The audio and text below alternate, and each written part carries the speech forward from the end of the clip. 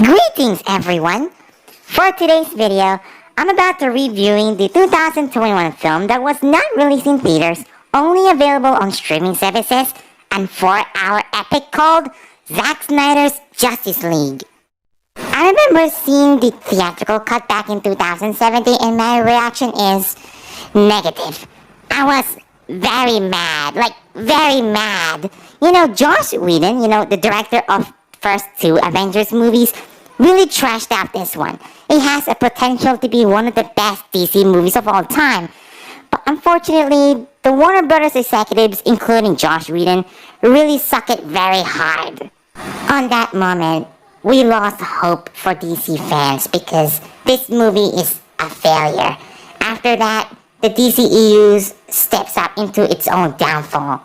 But until 3.5 years later, Zack is coming back and making the real Justice League movie. And as a result, it's amazing. I've never been so much happier that Zack finally made a real Justice League movie that is better than theatrical cut back in 2017. Now, is it perfect or is it one of the best? No, it has its own flaws. But we have to agree that this is the better live-action Justice League movie. So without further ado, let's rate this DC movie. See if it's good or it's overhyped or even overrated, as people said. Alright, so for Zack Snyder's Justice League, I'm giving the action 4.5 stars. The action sequences are long, well choreographed, visually stunning, and a massive improvement over the theatrical cut. Snyder uses his signature slow motion to great effect, allowing the audience to appreciate the details of the fight scenes. It also features a wide variety of powers and abilities, which makes for some creative and unpredictable action. You know what makes it better? Superman is badass, Batman is badass, Wonder Woman is badass, Aquaman is badass.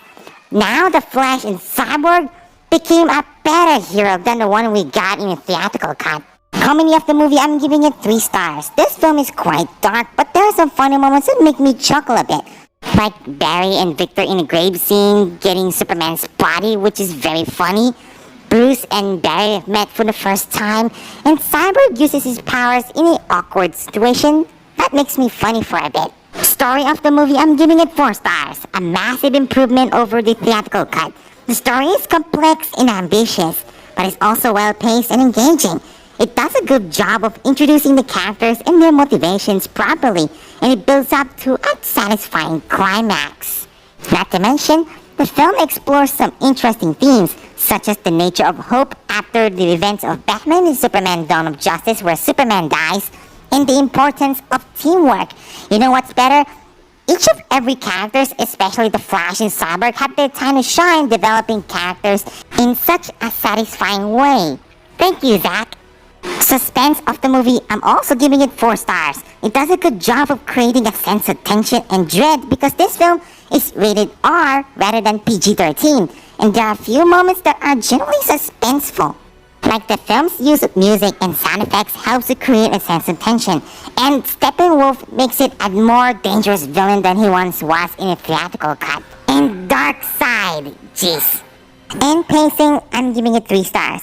This film is overly long, it's 4 hours, it's a bit slow, which is almost getting boring, but it's mostly consistent. It does a good job of balancing action, character development, and where the story is headed, which that's fine for me. The film could have done better if the pacing could be tidied up, better job at explaining some of the more complex concepts, and trimmed out some of the scenes that were not really that important.